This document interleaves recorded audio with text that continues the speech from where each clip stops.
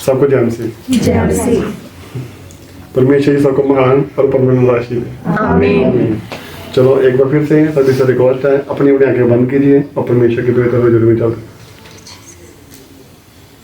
Hallelujah hallelujah hallelujah. यहोवा पिता तुम्हारी तारीफ हो, तारीफ हो, तारीफ हो। प्रभु यीशु मसीह जी तुम्हारी तारीफ हो, तारीफ हो, तारीफ हो। पवित्र आत्मा जी तुम तीनों की तारीफ हो, तारीफ हो, तारीफ हो, तारीफ हो, तारीफ हो, तारीफ हो, तारीफ हो, तारीफ हो, तारीफ हो, तारीफ हो, तारीफ हो, तारीफ हो।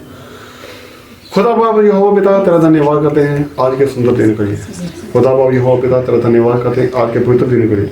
कल का दिन जो हमारी जिंदगी में निकल गया है, वो क्रिसमस डे जो हमारे दिन में जिंदगी में आया प्रभु जी, हम उसे याद करते हैं उस दिन के तौर पर जब तूने अपने प्यारे बेटे को हमारे लिए दुनिया में भेजा। तूने उसे इसलिए नहीं भेजा कि वो हमें गुनहगार या दोषी ठहराए, बल्कि इसलिए भेजा कि जो जन उस पर विश्वास करे वो हमेशा का, सदा का और अनंत जीवन पाए। प्यारे पिता, हम तेरे से बड़े प्यार के लिए तेरा धन्यवाद करते हैं कि तूने सदियों से जो बाबा आदम से लेकर अब तक जो योजना बनाई थी उसे पूरा किया। और खुदा बाप प्रभु जी तेरा धन्यवाद कि तूने हमारे लिए फरिश्तों को इस्तेमाल किया जिन्होंने आकर हमें खुशखबरी दी। तेरा धन्यवाद करते हैं आज के इस पवित्र दिन के लिए जब तूने हमें एक बार फिर से इकट्ठा किया। तेरा धन्यवाद करते हैं प्रभु जी इस महान दिन के लिए जो तूने हमारे लिए रखा, और तुझे ये अच्छा लगा कि हम तेरी पवित्र हजूरी में आए और एक बार फिर से कन्फर्मेशन लें और बड़े महान और परमानेंट गिफ्ट लें और तेरी महान और अनमोल आशीष प्राप्त करें।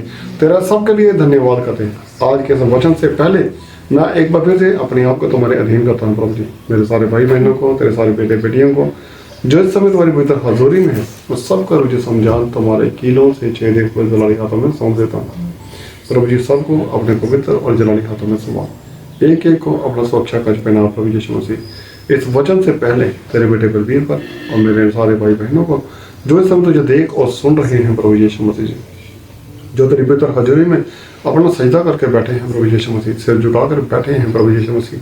चाहे ये कोई भाई हो, चाहे ये कोई बहन हो, इन सब पर अपना पूरा अधिकार कर ले प्रभु यीशु मसीह। हम सब के दिमागों पर, हाथों पर, आंखों पर, कान पर, जुबान पर पूरा अधिकार कर ले, ताकि अब हम वही देखें जो तुम्हें दिखाए, वही सुने जो तुम हमसे कहें, और वही बोलें जो तेरा पवित्र आत्मा हमें बोलने को कहे। और सबसे पहले हमारे दिमागों पर अपना पूरा अधिकार कर लो, ताकि हमारे अंदर तेरी समझ, तेरी बुद्धि और तेरा ज्ञान भरपूरी से काम करे प्रभु यीशु मसीह जी। खुदा बाप प्रभु यीशु मसीह जी, इस वचन से पहले तेरे बेटे बलबीर पर पाक रूह की आग की सामर्थ की बारिश कर प्रभु यीशु मसीह जी। और आज का जो वचन हो हम सब के लिए तेरी ओर से स्वर्ग से उतरी हुई जीवन की रोटी बन जाए, जैसे हम सिर्फ पढ़ने या सुनने वाला ना बने, बल्कि इसे खाने और पचाने वाले बन जाए प्रभु यीशु मसीह। इस पर अमल करने वाले बने, इसे जीवन में लाने वाले बने प्रभु जी। और किसी भी तरह के हालात, किसी भी तरह की शैतानी अधिकार की चलती दुश्मन की जो है ना, फिर इस प्यार को, इस खुराक को, इस जीवन को हमारी जिंदगी से चुरा ना सके। और ये तू हमारा पिता है, हम तुम्हारे बच्चे। प्यारे पिता प्रभु यीशु मसीह जी के जिंदा, पाक और पवित्र नाम से मांगते हैं, आमीन। सबको जय मसीह। सबको महान और परमानंद रखे, आमीन। पिछले दिनों जब हम प्रार्थनाओं में थे तो हमने अक्सर कई बार जिक्र किया स्वर्गदूतों का। स्वर्गदूत क्या है, क्या होते भी हैं, कौन है, कहाँ रहते हैं, क्या हमने इन्हें देखा है, क्या जो दिखाई देते हैं। तो हमने बहुत बार इस बात का जिक्र किया है। तो वचन के अकॉर्डिंग जब हमने लास्ट प्रार्थना एक दिन पहले 24 दिसंबर को रात को की थी, तो हमने देखा स्वर्ग से स्वर्गदूत आए जिन्होंने कन्फर्मेशन दी कि दूत तो होते हैं। स्वर्गदूत आए, उन्होंने बड़े सुसमाचार का और विश्वास का समाचार दिया कि आज तुम्हारा मुक्तिदाता पैदा हो चुका है। तो परमेश्वर ने हमसे बात की और परमेश्वर ने एक तरीका हमें और बता दिया जिसके द्वारा बात करता है, वो है स्वर्गदूत। वचन में लिखा है कि परमेश्वर हमसे बहुत सारे तरीकों से बात करता है, वचन के द्वारा, दर्शन के द्वारा, सपने के द्वारा, अपने बच्चों के द्वारा। और एक फार्मूला जो परमेश्वर ने हमें और बताया वो था स्वर्गदूतों के द्वारा, कि उसी ने आगे हमें खुशखबरी का प्रचार किया। तो स्वर्गदूत कौन होते हैं? वचन में इसका जिक्र किया गया है सितारे। प्रकाशी वाक्य में लिखा गया है जिनके हाथ में 7 सितारे हैं, 7 कलीसियाँ हैं, 7 स्वर्गदूत। बहुत बार इनका जिक्र किया गया है और लिखा गया है कि अंत के दिनों में आसमान की शक्तियाँ हिलाई जाएंगी। तो अगर हम किसी को पूछें कि क्या आपने कभी स्वर्गदूत देखे हैं, तो उसका शायद ज़्यादातर लोगों का जवाब यही होगा कि हमने कभी स्वर्गदूत नहीं देखे हैं। अगर हम ये बोलें कि स्वर्गदूत देख रहे हैं तो बोलेंगे हाँ जी दिखाओ दिखाओ कहाँ स्वर्गदूत। तो स्वर्गदूत हमारी आंखों के सामने रहते हैं। वो दिन में दिखाई क्यों नहीं देते, रात में ही दिखाई क्यों देते हैं? बहुत सारे लोग ऐसे भी हैं जिनको दिन में भी विजन होता है, वो कोई फरिश्ता देखते हैं जाने पता चलता है। लेकिन ज़्यादातर लोग हमें इसलिए बोलते हैं कि हमने रात को एक स्वर्गदूत देखा या हमने ऐसा किया। इसकी ज़्यादातर पॉसिबिलिटी ये है कि जब वो प्रार्थना करते हैं तो रात को करते हैं। दिन के टाइम में तो सभी ज़्यादातर बिजी रहते हैं, प्रार्थनाएं वो रात को करते हैं। और दूसरी बात, अगर किसी को विजन में एक दूत दिखाई दिया है तो उसका रीज़न ये होता है कि उन्होंने आंखें बंद की होती हैं, इसलिए स्वर्गदूत दिखाई देते हैं। तो ये जो आसमान पे सितारे हैं, हम इनकी तुलना स्वर्गदूतों से भी कर सकते हैं, क्योंकि ये रात को दिखाई देते हैं और इनका प्रकाश कभी ख़त्म नहीं होता, इनका तेज कभी ख़त्म नहीं होता, ये चमकते रहते हैं। जिस तरह ये जितना हमारे नज़दीक आते जाएंगे इनकी चमक उतनी ज़्यादा बढ़ती जाएगी। एक आसमान से सितारा कभी हमने टूट कर गिरता हुआ देखा होगा, तो जब देखते हैं जब वो पीछे होता है तो उसके प्रकाश बड़ा कम होता है। जैसे वो स्पीड से गिरता है तो उसकी रोशनी बढ़ती जाती है और एकदम बाद में वो जब गिर जाता है तो गायब हो जाता है। तो जैसे जैसे वो हमारे करीब आता जाता है तो प्रकाश बढ़ता जाता है। इसी तरह जब स्वर्गदूत स्वर्ग से उतरे थे उन गडारियों को सुसमाचार देने के लिए, तो वो इतना करीब आ चुके थे कि प्रकाश बहुत ज़्यादा हो चुका था। ठीक है, तो ये जो आसमान के सितारे हैं इनकी तुलना हम स्वर्गदूत से कर सकते हैं। अगर कोई ये बोलता है कि मैंने कभी स्वर्गदूत नहीं देखे, तो रात का वो आसमान में जरूर देखे, फिर अगली बार कंप्लेन नहीं करेगा कि मैंने स्वर्गदूत नहीं देखे, वो कहेगा हाँ मैं स्वर्गदूत देखे हैं, क्योंकि यही आसमान की शक्तियाँ अंत के दिनों में हिलाई जाएंगी। ठीक है, तो ये सितारे जब ये हमें क्या रिप्रेजेंट करते हैं, एक तो स्वर्गदूत है, दूसरा किसी इंसान का सितारा भी हो सकता है।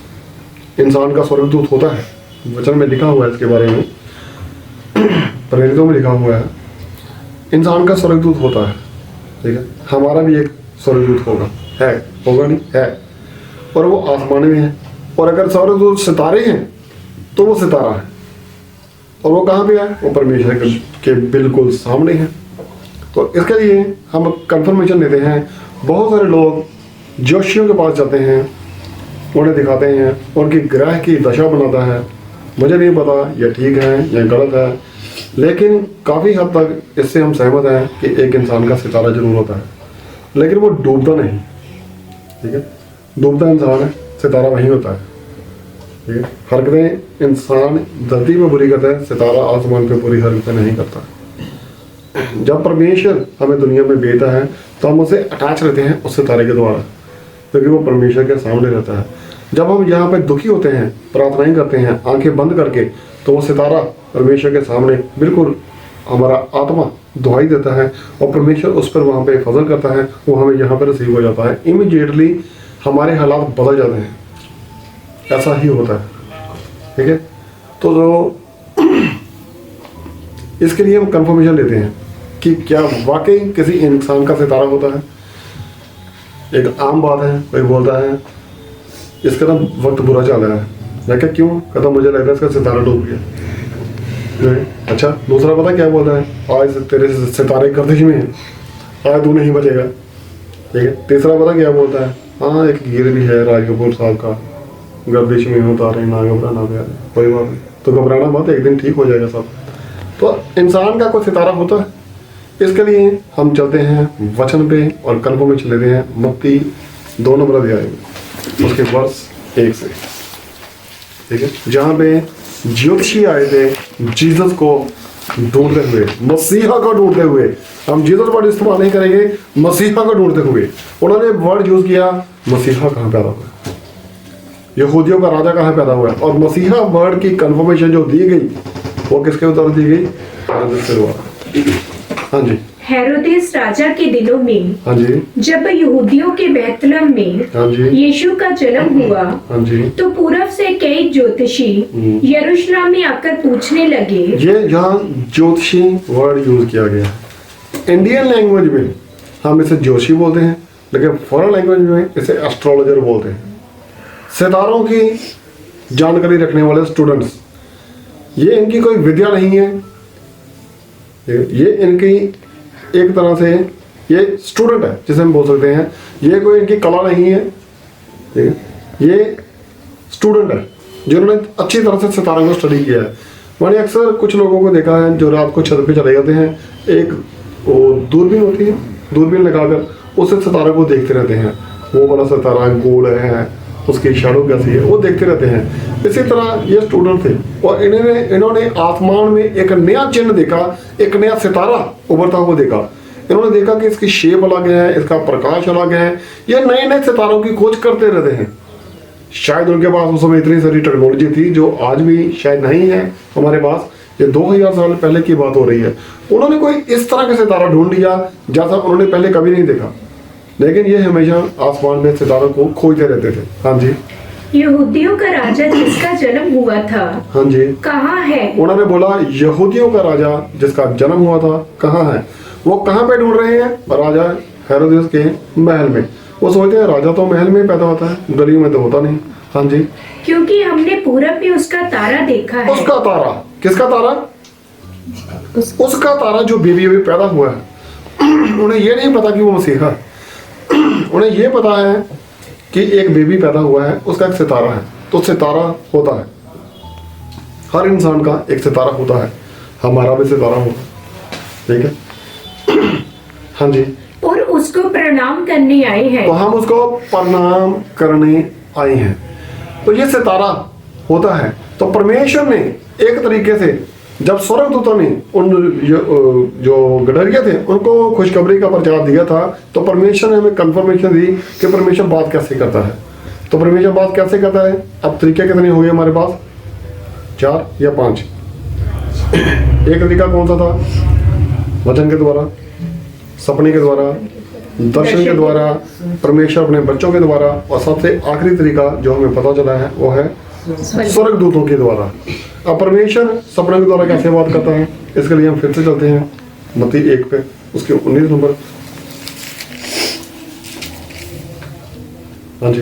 अतः उसके पति यूसुफ ने जो धर्मी था, हाँ जी, और उसे बदनाम करना नहीं चाहता था, हाँ जी, उसे चुपके से त्याग देने का विचार किया। जब वह इन बातों की सोच ही में था, तो प्रभु का स्वर्गदूत उसे स्वप्न में दिखाई देकर कहने लगा। देखो कैसे बात करते हैं परमेश्वर? सपने के द्वारा। तो हम यहाँ पे एक चीज इग्नोर कर रहे हैं। सपने में उसे कौन दिखाई दिया? प्रभु का स्वर्गदूत। प्रभु का स्वर्गदूत। बात कौन कर रहा है?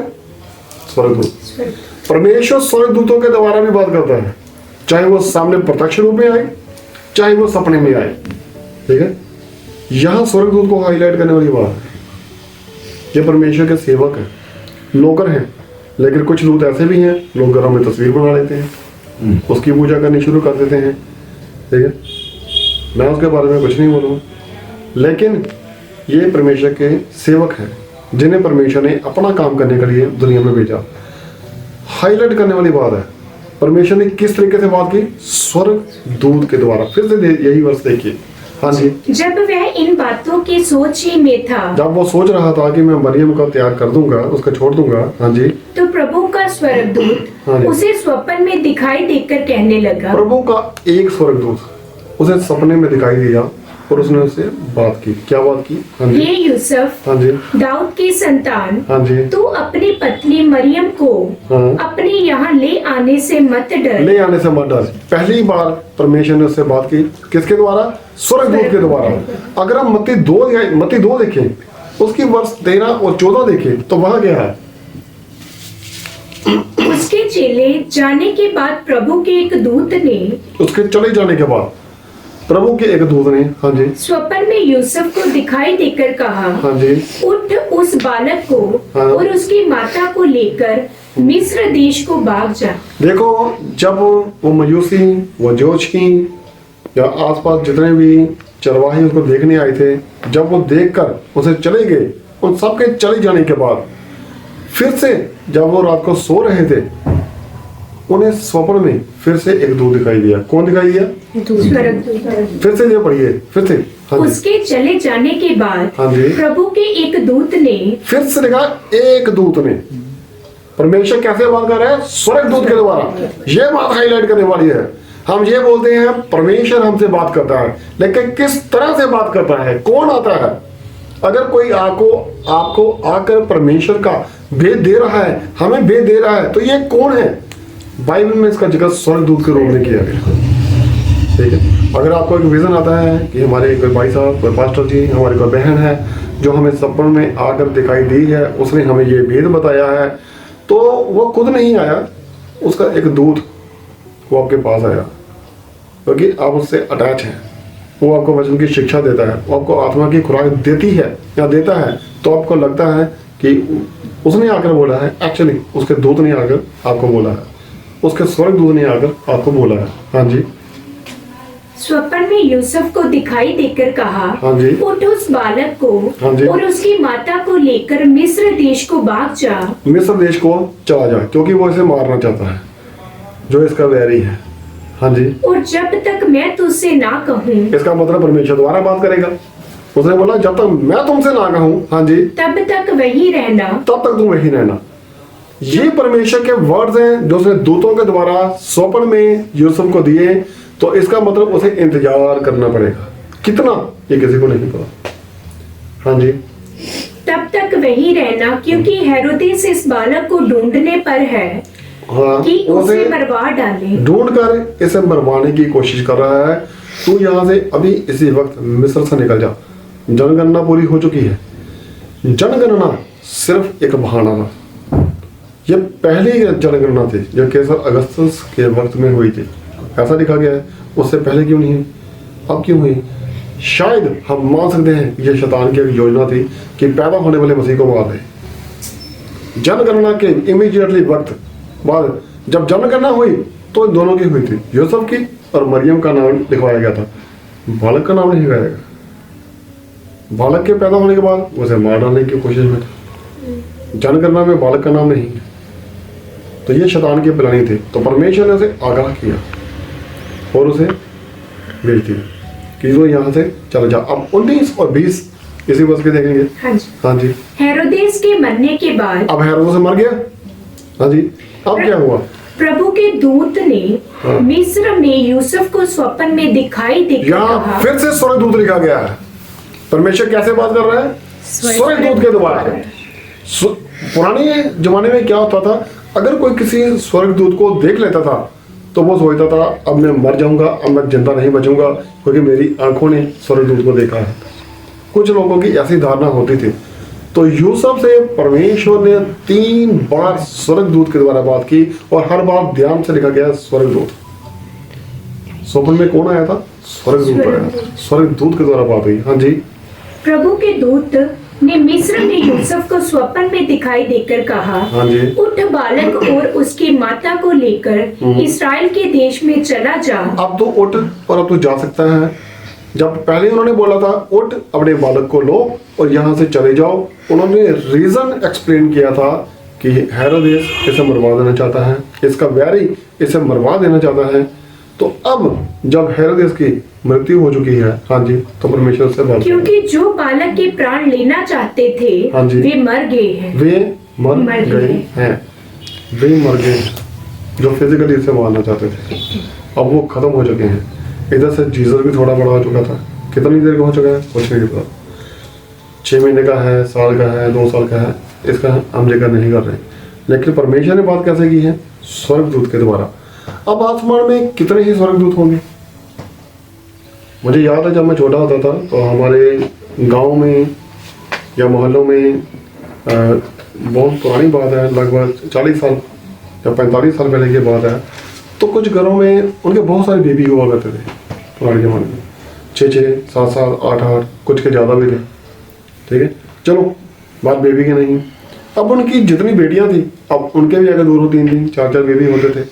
उनके अगर बेटे थे तो उनके भी आगे 2-2, 3-3, 4-4 बेबी होते थे। तो जो उनकी फैमिली होती थी अगर इकट्ठी हो जाती थी तो मेरे ख्याल से 50-60 के करीब पर्सन तो इकट्ठे हो ही जाते थे घर में, बच्चों के मिलाकर। तो हैरानी वाली बात है कि वो एक एक बच्चे का नाम जानते थे, और ये भी उनको पता था कि ये किसका बच्चा है। उनके दादा को या नाना को या नानी को सबको पता होता था कि ये उसका बेटा है, ये उसकी बेटी है, ये इतनी में पड़ता है, इसकी उम्र इतनी है, जब ये पैदा हुआ था तो इस दिन में पैदा हुआ था। इतनी ब्रिलियंट नॉलेज उनके दिमाग में थी। ये छोटी सी एज में, मीन्स जिसमें हम रहते हैं 50 साल, 60 साल, 70 साल, 80 साल, हम जिंदा रहते हैं, हम कितना कुछ जानते हैं और कभी भूलते नहीं हैं। सदियों पुरानी नॉलेज हम अपने दिमाग में इकट्ठी करके रखते हैं। तो कितने लोगों को हम जानते हैं, अगर हमारे मोहल्ले में कोई है, ठीक है, मोहल्ले में 50 लोग हैं या 200 लोग हैं या 2000 लोग हैं, तो हम सबका नाम लगभग जानते हैं।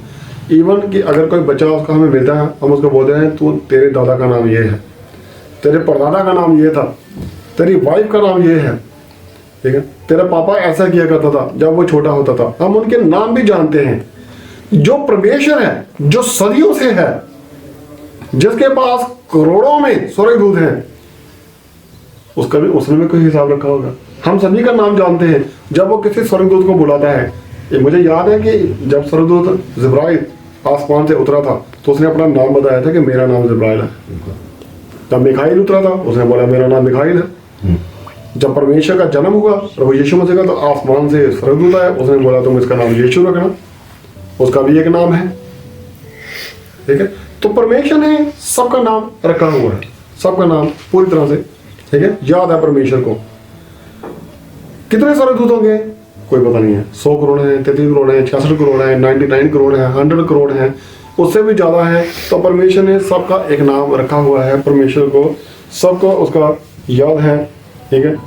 हमारी नॉलेज में हमारे सामने क्या है, परमेश्वर ने कुछ ग्रह बनाए हैं, नक्षत्र बनाए हैं, सितारे बनाए हैं, कुछ एक सितारे।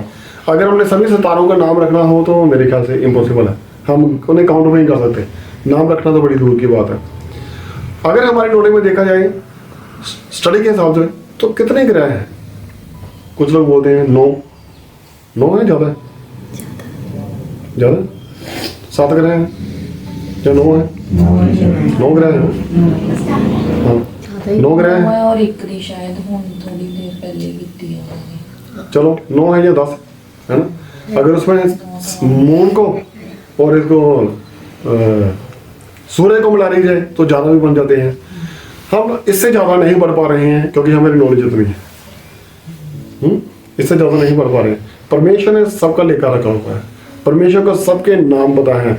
जो धरती पे जन पैदा हुए हैं, पैदा होता है, मरता है, पैदा होता है, मरता है, नए नए इंसान रोज पैदा होते हैं।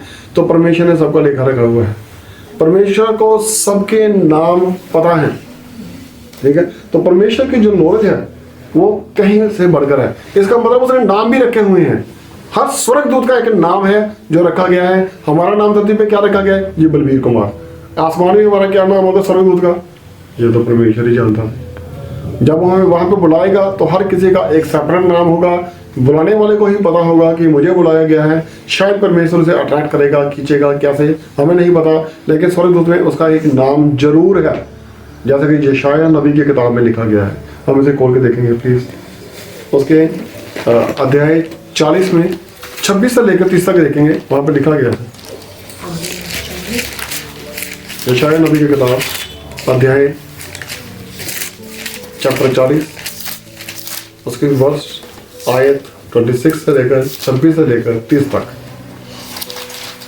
अपनी आंखें ऊपर उठाकर देखो। पहले अपनी आंखें ऊपर उठाकर देखो। हाँ जी। किसने इसको सिरजा? किसने इसकी सृष्टि की? ये जो हम दिखाई दे रहा है। हाँ जी। वह इन गणों को गिन गिन कर निकालता। वो इन सितारों को, सितारा गणों को, तारा गणों को गिन गिन कर निकालता है, गिन गिन कर, गिनती करके। हाँ जी।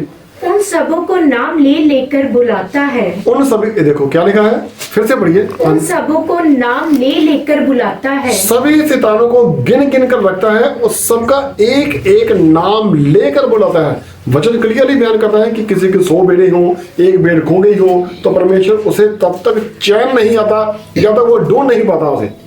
या तो उसे खत्म कर देगा या उसे ढूंढ लेगा। 2 काम हो गए। जो परमेश्वर के पास आया है, जो परमेश्वर के पास नहीं आया है, जो बिछड़ गया है, देखो, या तो हम दो बातें मानते हैं, अगर किसी से कोई बिछड़ गया हो, या तो वो मर चुका है, अगर काफ़ी सालों से नहीं आया है, या उसका कोई कॉल नहीं आई है, या कांटेक्ट नहीं हो पाया है, या फिर भटक चुका है, मर चुका है। ज़्यादातर लोग तो यही बोलते हैं, पता नहीं जिंदा भी होगा या नहीं होगा, पता नहीं जिंदा भी होगी या नहीं होगी। तो परमेश्वर क्या कहता है, हर एक जन का एक एक का नाम गिन गिन कर निकालता है, एक एक का गिन गिन कर उनका नाम जानता है। हाँ जी, वह ऐसा सामर्थी हाँ और जी। अत्यंत बली है वह ऐसा समर्थी और अत्यंत बड़ी है। हाँ जी, कि उनमें हाँ से जी। कोई बिना आए नहीं रहता। हाँ जी, हाँ जी, हे याकूब, तू क्यों कहता है, हे इस्राएल, तू क्यों बोलता है, हाँ जी। मेरा मार्ग यहोवा से छिपा हुआ है, मेरा परमेश्वर मेरे न्याय की कुछ चिंता नहीं करता। मेरा परमेश्वर मेरी कोई चिंता नहीं करता, मैं परमेश्वर को दिखाई नहीं देता। कुछ लोग ऐसे कहते हैं, पता नहीं परमेश्वर कहाँ है, हम उसको दिखाई नहीं दे रहे। परमेश्वर का वचन क्लियरली बयान करता है कि वो सभी को गिन गिन कर निकालता है, बुला बुला कर, एक एक चुन चुन कर। यशायाह नबी एक बार हिजकिय्याह के पास गया था और उसने से बोला था कि तेरी आयु खत्म होगी।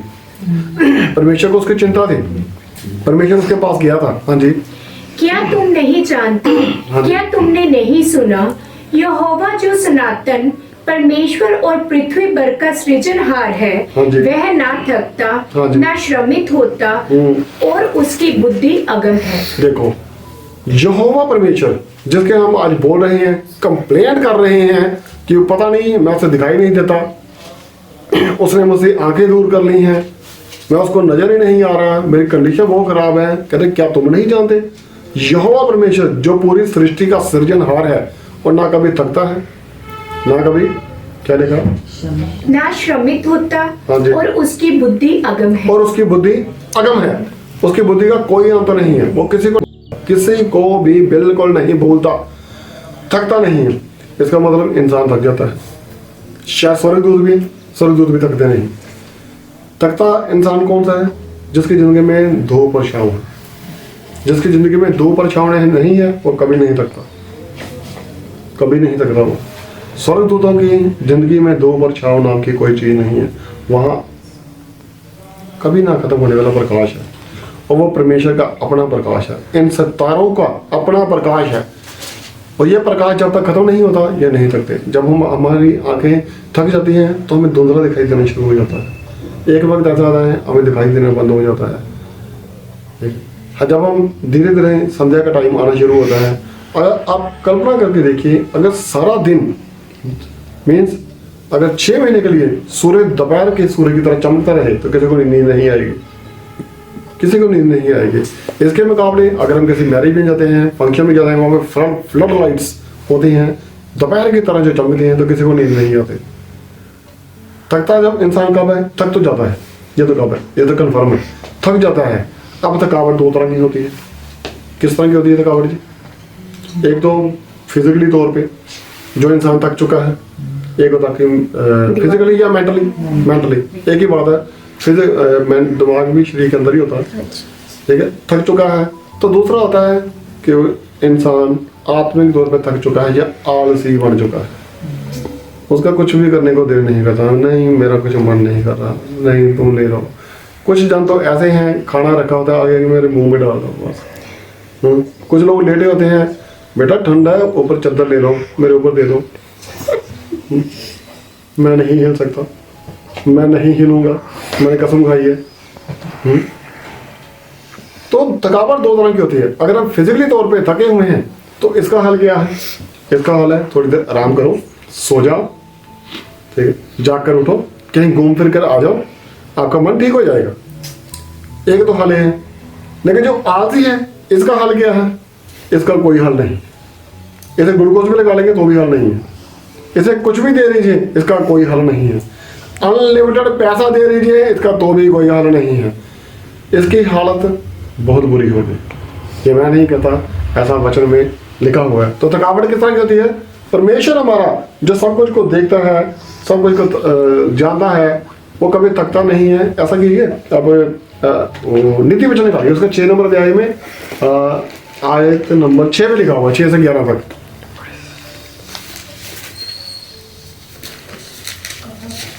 हाँ जी, नीति वचन 6 नंबर अध्याय में उसके 6 से 10-11 तक देखिए।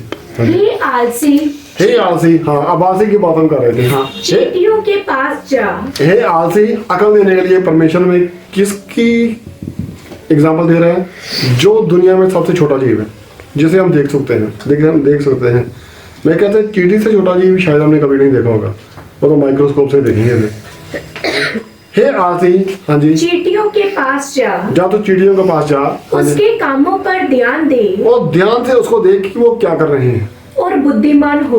वो तू समझ ले, सीख ले, अकल ले ले उनसे।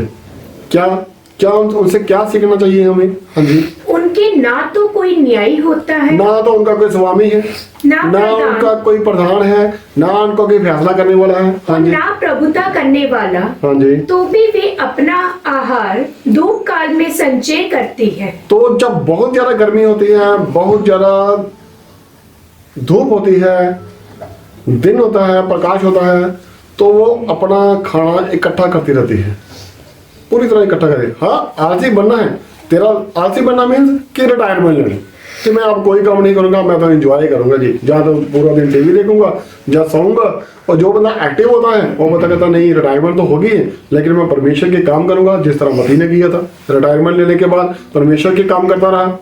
तो कुछ लोग कहते हैं मैं तो अपने बॉडी पे पूरा ध्यान दूंगा, वर्जिश करूंगा, जिम जाऊंगा, एक्सरसाइज करूंगा, दौड़ दौड़ कर परमेश्वर के काम भी करूंगा। तो जो बंदा बोलता है नहीं मैं बेड पे ही पड़ा रहूंगा, चिपका रहूंगा, ये उसकी बात हो रही है। वो भी क्या कहता है, अगर रिटायर हुआ है तो इतना पैसा इकट्ठा कर लो कि जब रात का वक्त आएगा या ठंड का वक्त आएगा, जब तुम उठ नहीं पाएगा, ठंड का वक्त मीन्स जब तुम काम नहीं कर पाओगे, उस वक्त तुम्हारे पास इतना हो कि तुम आराम से खाते रहो।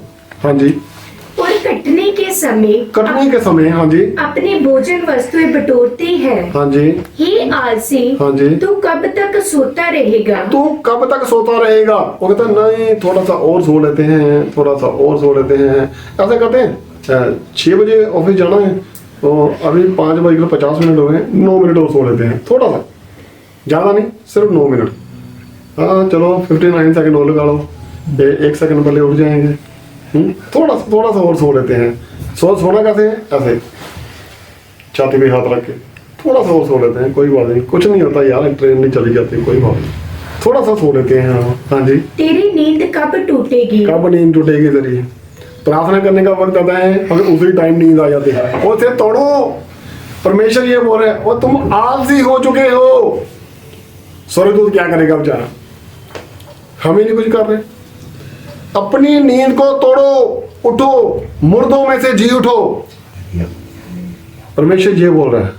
हाँ जी, कुछ और सो लेना। कुछ थोड़ा सा और सो लेते हैं, थोड़ा सा, ज्यादा नहीं, थोड़ी सी नींद, थोड़ी सी नींद, और एक और, जबकि थोड़ा और छाती पर हाथ रखे लेटे रहना। ये देखो क्लियरली ऐसे लिखा होगा, थोड़ा और छाती पे हाथ रख कर लेटे रहना है। मुझे याद है जब हम स्कूल में पढ़ा करते थे तो क्लास में अक्सर बच्चे सो जाया करते थे।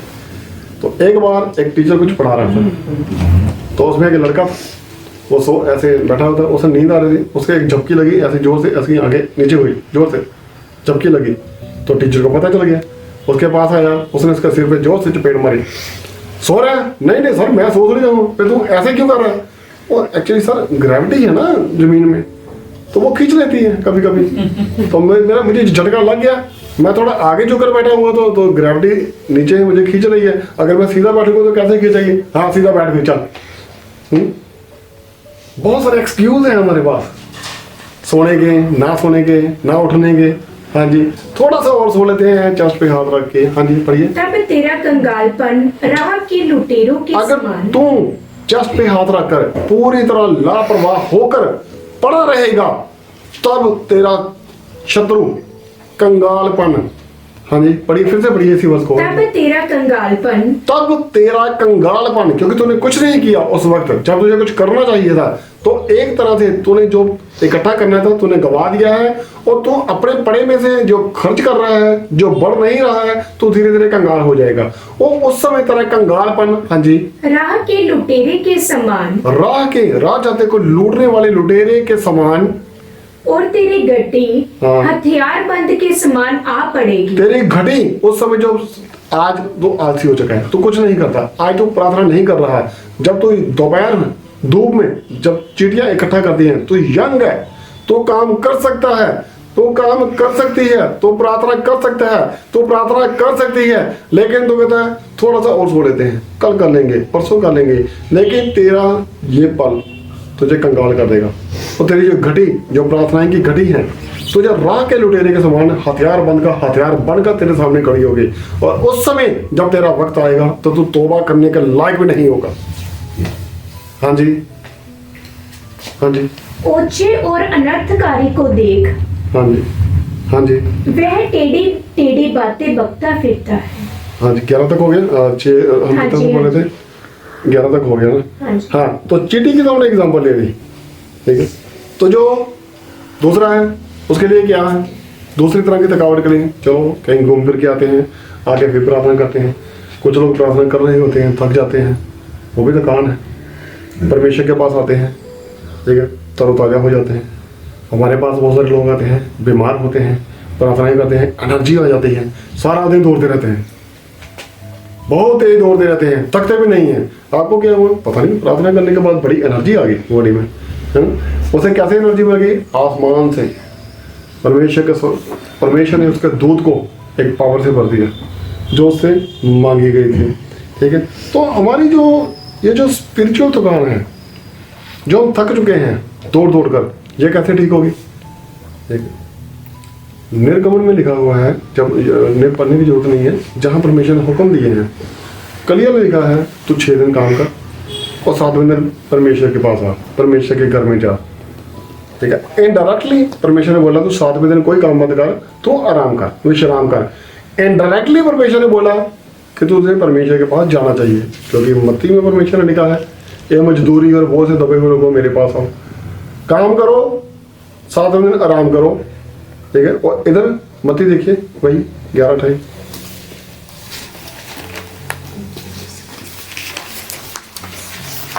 मत्ती 11:28। ये सब परिश्रम करने वालों हे सब परिश्रम करने वालों और बोझ से दबे हुए लोगों, तुम्हारा हल है, तुम लोगों का एक हल है। जो लोग थक चुके हो, बोझ से दब चुके हो, परमेश्वर ने क्या बोला? 6 दिन काम करो, काम करते हैं। परमेश्वर बोला 7वें दिन आराम करो। आराम कैसे करेंगे? परमेश्वर बोला तू थक चुका है, यही परमेश्वर बोल रहे हैं ना, अभी प्रभु यीशु मसीह यही बोल रहे हैं, हे सब परिश्रम करने वालों और बोझ से दबे हुए लोगों, हाँ जी, मेरे पास आओ, हाँ जी, मैं तुम्हें विश्राम दूंगा। मैं तुम्हें आराम दूंगा। और परमेश्वर क्या बोलता है? 6 दिन काम कर, 7वें दिन आराम करो। तो इधर प्रभु क्या बोलता है?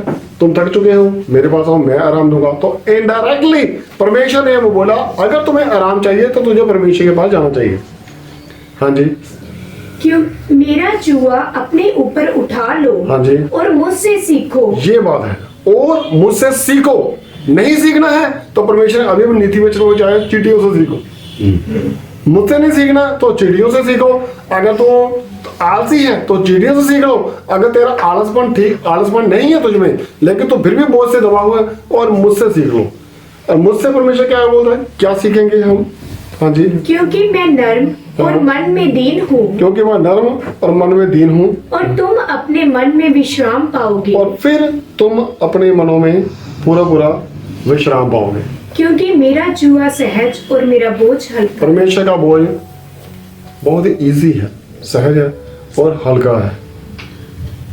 हमारा स्वर्गदूत क्या करेगा? स्वर्गदूत तो है, आसमान में है, ठीक है। जिस बॉडी में उसने हमें भेजा वही परमेश्वर को बोला गया अच्छा था, ऊपर ही था, बढ़िया था, यहीं पे ठीक है। इससे अच्छा तो चींटी बना देता। चींटी भी ठीक थी, काम तो करती हैं, इंसल्ट तो नहीं होती। परमेश्वर कहता है हमें जो भी करना है, परमेश्वर ने अपने काम करने के लिए भेजा। अगर हम उल्टा पुल्टा काम करेंगे तो परमेश्वर शर्मिंदा होगा। वो हमें ले जाके भी क्या करेगा? ऊपर नीचे कुछ नहीं किया।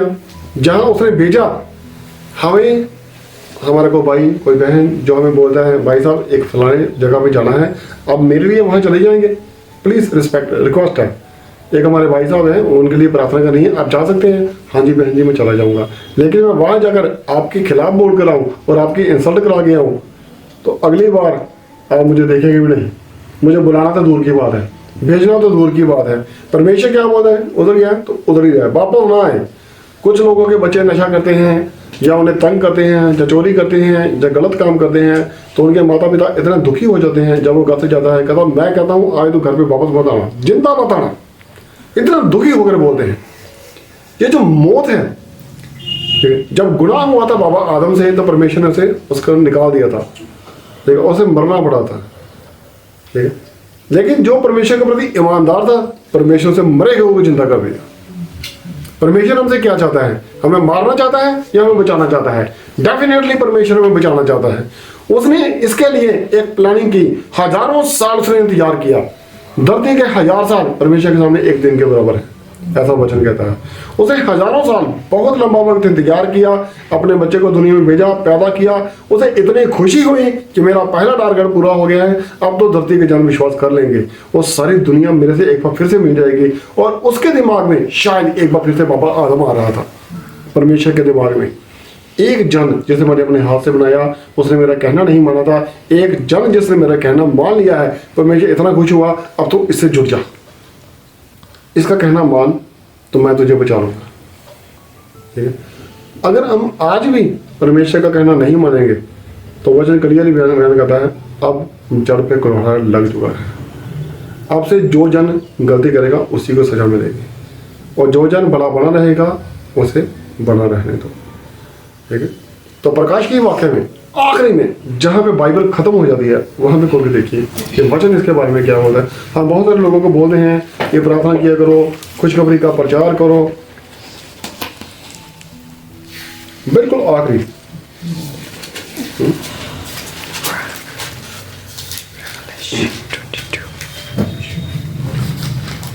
खोलिए 10 या 12 में देखिए, बस 12 में। देख मैं शीघ्र आने वाला हूँ। देखो मैं शीघ्र आने वाला हूँ, मैं तो जल्दी आने वाला हूँ। हाँ जी। और हर एक के काम के अनुसार, हर एक के काम के अनुसार बदला देने के लिए प्रतिफल मेरे पास है। बहुत सारे जन कहते हैं ब्रदर क्या करें, हम इतना समझाते हैं, ये भाई साहब समझते नहीं है। ब्रदर क्या करूँ, ये बहन को हमने बहुत समझाया है लेकिन समझते नहीं है हमारी बात को। इनके तो जैसे पत्थर पे पानी डाला है, फिर से सूख जाता है, अंदर जाता ही नहीं है, ठीक है। इनके लिए क्या करें? तो परमेश्वर ये बोलता है ये थक चुका है। परमेश्वर क्या बोलता है, ये बहन थक चुकी है, ये आत्मा, ये स्वर्गदूत, ये जन जिसे मैंने अपना काम करने के लिए भेजा, ये दिन रात जाग जाग कर जिसने ये काम किया, अब ये थक चुका है। किससे? इस भाई से या इस बहन से। अदरवाइज नहीं, थका नहीं है, लेकिन उस भाई या बहन को बोल बोल कर ये थक चुका है। वो पता क्या बोलता है, मैं आने वाला हूँ, हौसला रख, हिम्मत रख, मैं आने वाला हूँ, मैं सबको उसका फल दूंगा। फिलहाल तू उसे छोड़ दे, जो नहीं विश्वास करता आपसे तू उसे छोड़ दे। अब वो वक्त आ चुका है, अब जड़ पे कुल्हाड़ा लग चुका है। हालात बयान करते हैं, तरह तरह की बीमारियां आ रही हैं। अभी कोरोना से हम बाहर नहीं निकल पाए हैं और नई तरह की बीमारियां फेस करनी पड़ रही हैं, ऐसा सुनने में आ रहा है। अब जड़ पे कुल्हाड़ा लग चुका है, परमेश्वर हमसे ज्यादा दूर नहीं है। हाँ जी। मैं अल्फा और ओमेगा, पहला और अंतिम, आदि और अंत हूँ। मैं वो हूँ जो हर शय का सरताज है, परमेश्वर ऐसा बता रहा है। कुछ भी मेरे प्रभाव से बाहर नहीं है। मैं आऊंगा लेकिन खाली हाथ नहीं लेकर आऊंगा। तू क्या चाहता है, फल लेकर आऊं या हाथ में डंडा लेकर आऊं, छड़ी लेकर आऊं? मेरे ख्याल से परमेश्वर तलवार ही लेकर आएगा। छड़ी वाली बात अब खत्म हो गई है। अब छड़ी से सुधरने वाले हैं जन्म दुनिया में नहीं है। जब जब परमेश्वर धरती पे उतरा है तो तलवार लेकर उतरा है। नूह के समय में भी एक तरह की तलवार ही उसके पास थी, उसके मुंह से निकला हुआ वचन तलवार है। जब उसने बोला था इन्हें बता ये गुनाहों की माफी मांग ले, नहीं तो जल पर ले आ जाएगी। योना नबी के समय में कुछ लोगों ने माफी मांग ली थी और वो बचाए गए थे। हाँ जी। धन्य है वे जो अपने वस्त्र धो लेते हैं। मैं तो आऊंगा फल लेकर, सबको उसके कामों के हिसाब से फल दे दूंगा, लेकिन धन्य है वो इंसान जिसने अपने कपड़े धो के रखे हैं। कुछ लोग कहते हैं हाँ हमने बपतिस्मा लिया था और वो कपड़े हमने धो के ना अंदर रखे हुए हैं। तो वो वाले वस्त्र की बात नहीं कर रहा है परमेश्वर। परमेश्वर बोल रहा है ये शारीरिक वस्त्र, जैसे हम चोला कहते हैं। कुछ लोग कहते हैं आज उस संत ने अपना चोला छोड़ दिया। ये वस्त्र जिसे हमने छोड़ देना है एक दिन, जो शरीर पे आत्मा पे पहनाए हुए हैं, ये वस्त्र जिन्होंने धो के रखे हैं, मीन्स जिन्होंने अपने आप को गंदा नहीं किया। जिनके वस्त्र धोएंगे वो धन्य हैं। हाँ जी, क्योंकि उन्हें जीवन के वृक्ष के पास आने का अधिकार मिलेगा। उन्हें अधिकार मिल जाएगा, जीवन के वृक्ष के पास आने, प्रभु यीशु मसीह के पास आने का अधिकार मिल जाएगा। और वचन क्या बोलता है? किन्हें मिलेगा? जो प्रभु को जानते हैं, जो परमेश्वर के पास आते हैं। जान पहचान तो तभी बढ़ेगी ना जब आप परमेश्वर के पास बेशक हफ्ते में एक दिन आएंगे, 6 दिन काम करने के बाद प्रभु को याद होगा, हाँ ये मेरे पास आता है, बस सबसे पीछे बैठता है, कोई बात नहीं, लेट आता है। 10 बजे का टाइम है प्रेयर पे, 12 बजे प्रेयर खत्म होती है, ये 11:50 पे आता है, लेकिन आता है। हाँ ठीक है, जाते जाते ना पास्टर जी बोलते हैं मुझे जय मसीह के बोल के जाता है कि मैं आया हूँ। और जो सबसे आगे बैठा होता है उसे जय मसीह की बोलने की जरूरत नहीं है, उसे प्रेयर द लॉर्ड बोलने की जरूरत नहीं है, उसे पता है कि मैं सबसे आगे बैठा हूँ। जो सबसे पीछे बैठा है, ठीक है, वो क्या करता है? उसे झुका के छुप के बैठता है ऐसे, मैं किसी को दिखाई ना हूँ। क्लास में भी ऐसे ही होता है, जब स्कूल में बच्चे पढ़ते हैं। हाँ जी, और वे फाटकों से होकर नगर में प्रवेश करेगा। वो शान से दरवाजे खुलेंगे, तुरियां बजाई जाएंगी, वो उसमें प्रवेश करेगा। और जो लेट आता है, जो नहीं आता है, जो उसका कोड है, वो चोरी करता है कि बैक डोर से हमें एंट्री मिले किसी तरह की। आज भी बहुत सारे जन बैक डोर से एंट्री करने की कोशिश करते हैं। कुछ लोग बोलते हैं करप्शन बहुत है, कौन जिम्मेदार है? जो अंदर ऑफिसर बैठा है वो जिम्मेदार है? मेरे ख्याल से वो नहीं है, जिम्मेदार हम खुद हैं। हम लाइन में खड़े हैं, कोई इंसान आज लाइन में खड़ा नहीं होना चाहता, 10-20 रुपए दे के काम करा के निकालना चाहता है। ऑफिसर करप्ट नहीं है, गलत तो हम खुद हैं। हाँ, बैक डोर से एंट्री नहीं होगी उस जन की, जैसे वचन कहता है वो दरवाजे के अंदर से जाएगा, क्योंकि वो ईमानदार है परमेश्वर के सामने, उसे परमेश्वर पर पूरा भरोसा है, उसने परमेश्वर के हुक्मों को माना है। बेशक हफ्ते में एक बार गया, 6 दिन काम करने के बाद जब वो थका हुआ था, उसे आराम मिला। हाँ जी, पर कुत्ते और टोने और वे विचारी और हथियारे और मूर्ति पूजक, ये सब परमेश्वर के हुक्मों में लिखा हुआ है, जो ऐसे काम करते हैं वो बाहर रहेंगे। और हर एक झूठ का चाहने वाला और गढ़ने वाला बाहर रहेगा। कल्पना बनाने वाला, झूठ बोलने वाला, ये सब बाहर रहेंगे। अब जल पे कुल्हाड़ा लग चुका है, जो जन विश्वास करेगा वो बचाया जाएगा। इसलिए परमेश्वर हमें हौसला देता है, तू बचा रहे, तेरा भाग्य ये है, तो मेरे साथ रहेगा, मैं तुझे पक्का लेकर जाऊंगा। क्यों? क्योंकि परमेश्वर आने वाला है। परमेश्वर यही बता रहे हैं वचन में, मैं शीघ्र आने वाला हूँ, जल्दी आने वाला हूँ। इसलिए अब वो वक्त आ चुका है जब हमें हर रोज प्रार्थना करनी है। मैं ये नहीं कहता दिन में 4 बार करूं, मैं ये नहीं कहता हमें दिन में 3 बार करनी है। जब भी मौका मिलता है उसे कैश करो, फालतू के काम करने के बजाय। हाँ, थोड़ा एंजॉय करना चाहते हैं कुछ, ठीक है, 10 मिनट है, 1 मिनट तो दे सकते हैं ना परमेश्वर को। परमेश्वर ने 6 दिन बढ़ाए, 7वें दिन आराम किया। परमेश्वर कहता है 6 दिन काम करो, 7वें दिन परमेश्वर के पास आओ। अब जब हम काम करते हैं तो लेबर लॉ के अकॉर्डिंग जो ड्यूटी होती है 8 घंटे होती है। चर्च में हम जाते हैं, नहीं ब्रदर बहुत टाइम लगता है वहाँ पे, 10 बजे जाते हैं, 1 बज जाता है, थक जाते हैं, वो थकावट महसूस करते हैं। परमेश्वर कहता है थके हुए हैं, मेरे पास आओ, मैं आराम दूंगा। वो थक के आते हैं, पता नहीं कहाँ से आराम मिलेगा। जहाँ से आराम मिलना चाहिए जब वहां से थक के आ रही है तो कहाँ से आराम मिलेगा? सारा दिन निकल जाता है। तो जो पूरा 6 दिन काम किया उसमें थकावट नहीं हुई। कुछ लोग रात में 12 बजे तक काम करते रहते हैं, और चर्च में जाना है 10 बजे जाना है, 12 बजे तक टाइम ठीक होना चाहिए। वो हमारे घर के पास एक चर्च है, वो 10 बजे लगाते हैं, 11 बजे फ्री कर देते हैं, ठीक है, वो बढ़िया टाइम है। करना क्या घर पे आके? कुछ भी नहीं, आगे अपनी अपनी पत्नी को तंग करते हैं, ये बना वो बना वो बना वो बना, और खुद टीवी लेके रिमोट पे बैठे रहते, खुद कुछ नहीं करना, उसकी हेल्प भी नहीं करनी, आगे से बातें भी करनी, परमेश्वर का नाम भी नहीं लेना। तो अब जड़ में कुल्हाड़ा लग चुका है। थोड़ी प्रार्थना करो, कोई दिक्कत नहीं, लेकिन करो जरूर। जितना मौका मिलता है उसे कैश करो। मैं घंटों के साथ प्रार्थना करने के लिए नहीं बोलता, जितनी कर सकते हैं उतनी करो। अगर कोई जन नहीं करता तो करो, अगर करता है तो उसको बढ़ाओ। अगर कोई जन पहले से 6, 7, 8 घंटे प्रार्थना कर रहे हैं तो वो उसको भी बढ़ाई और बढ़ाई। अगर हम बढ़ाने की कोशिश करते रहेंगे तो हम परमेश्वर में बढ़ते रहेंगे। जिस दिन हमने आगे बढ़ना बंद कर दिया, हमारी ग्रोथ खत्म हो जाएगी। कितने % मार्क्स चाहिए? 100%। तो दिन में कितने घंटे होते हैं? 24 घंटे। जिस दिन तक हम 24 घंटे प्रार्थना नहीं करते, हम 100% नहीं ले सकते। 100% चाहिए। तो कभी बहुत सारे जन 24 घंटे का फास्ट रखते हैं, दिन रात के फास्टिंग करते हैं, प्रार्थना करते हैं। एक होता है शाम को 4 बजे तक 6 बजे तक फास्ट रखा, एक होता है 24 घंटे के फास्ट लगातार 3 दिन। कितना मजा आए, खाओ पियो तीनों दिन, लेकिन 24 घंटे की प्रार्थना रखो, तीनों दिन 72 घंटे की प्रार्थना, फिर देखना अपना चेहरा देखना, फिर ना मूसा की तरह लाल हुआ तो फिर बोल। ये कमी है, भूखा रहने से हम सामर्थ पाते हैं परमेश्वर की, अगर हम परमेश्वर के नाम में फास्टिंग करते हैं। लेकिन अगर हम गालियाँ भी निकालते रहते हैं, हम उल्टे पुल्टे भी काम करते हैं, तो कुछ भी हासिल नहीं होगा, उल्टा माइनस में जाएंगे। बेटर होगा कि 24 घंटे की फास्टिंग के बजाय 24 घंटे की प्रार्थना रखो। हम नहीं उठेंगे अपने सीट से, प्रार्थना करेंगे। हाँ, प्रार्थना नहीं कर सकते, बीच में बाइबल पढ़ लेंगे, 2 घंटे प्रार्थना की, 2 घंटे बाइबल पढ़ लिए, 2 घंटे गीत गा लिए, तो कर करके 24 के 24 घंटे जितने उन्होंने परमेश्वर को दे दिए। मैं गारंटी देता हूँ, अगर कोई इंसान 3 दिन, मैंने आज तक ऐसा नहीं किया, ये नहीं मैंने किया, मैंने कभी नहीं किया, लेकिन जैसे मुझे परमेश्वर का आत्मा गाइड करता है, अगर हम ऐसा करेंगे तो हमारे चेहरे बदल जाएंगे, ये चोले, ये शरीर, ये वस्त्र पवित्र हो जाएंगे हमारे। हमने इसी को पवित्र रखना। अगर ये गंदे हो गए तो हम स्वर्ग में नहीं जाएंगे। क्लियर लिखा हुआ है वचन में, ठीक है। मेरे ख्याल से वक्त मुझे ज़्यादा इजाज़त नहीं दे रहा, ठीक है। परमेश्वर हम सबको आशीष दे। सभी से रिक्वेस्ट है, एक बार फिर से प्लीज अपनी अपनी आंखें बंद रखिए, सिर झुकाइए और परमेश्वर की पवित्र हजूरी में चलिए, ताकि परमेश्वर हमें महान आशीष देने वाला है।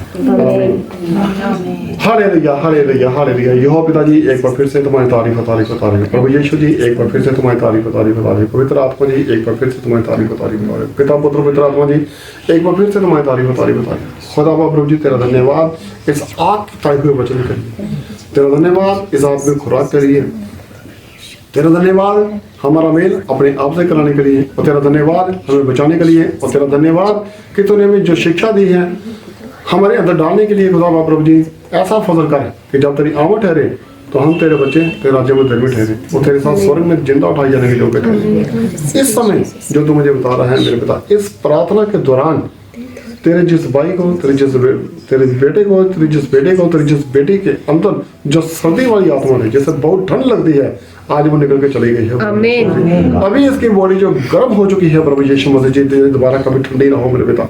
जिस सर गर्म रहे मसीह में भी और खुदा बाप अपने आप में भी, और ये जन आज से गवाह बने जो दूर दूर के तरह काम करें। खुदा बाप प्रभु यीशु मसीह, इस समय हम तेरे जितने बेटे बेटियां इस प्रार्थना को देख और सुन रहे हैं, इस प्रार्थना के अंदर हैं प्रभु यीशु मसीह जी, आज सबके रूह जिस्म जान से हर तरह की कमजोरी और परेशानी दूर हो जाए मेरे पिता। हम सबको कामिल और सिद्ध कर दे, और उस लायक बना कि हम तेरा जिम्मेदारी ठहरे और तेरे साथ स्वर्ग में जिंदा उठाए जाने के योग्य ठहरे। तेरा ये वचन जो आज आपने हमें दिया है हमारी जिंदगी में पूरी तरह से बस जाए, चल पकड़े और करोड़ों में फल लेकर आए। कोई दुश्मन की योजना, कोई अंधकार की शक्ति, किसी भी तरह की वैरी की चाल, किसी भी तरह के हालात, किसी भी तरह का शैतानी हथियार या वैरी का हथियार तेरे इस खुराक को, इस जीवन की रोटी को, इस प्यार को हमारे जीवन से चुरा ना सके। तू हमारा पिता है, हम तुम्हारे बच्चे हैं, तू बढ़ता जाए, हम कटते जाएं, और तेरी हर एक इच्छा हम सब की जिंदगियों में ठीक उसी तरह पूरी हो जिस तरह तेरी इच्छा स्वर्ग में पूरी हो। सारी इज्जत, सारी महिमा, सारा जलाल तेरे जिंदा पाकर पवित्र नाम में दे दे, और तेरा धन्यवाद करते हैं मेरे पिता कि आपने हमें आज जो आत्मिक रोटी खिलाई है, इस खुराक के लिए तेरा दिल से करोड़ों धन्यवाद। प्यारे पिता प्रभु यीशु मसीह जी के जिंदा पाकर पवित्र नाम को माने सब कुछ हमसे परमेश्वर जी सबको महान और पकड़ना रखना। आमीन।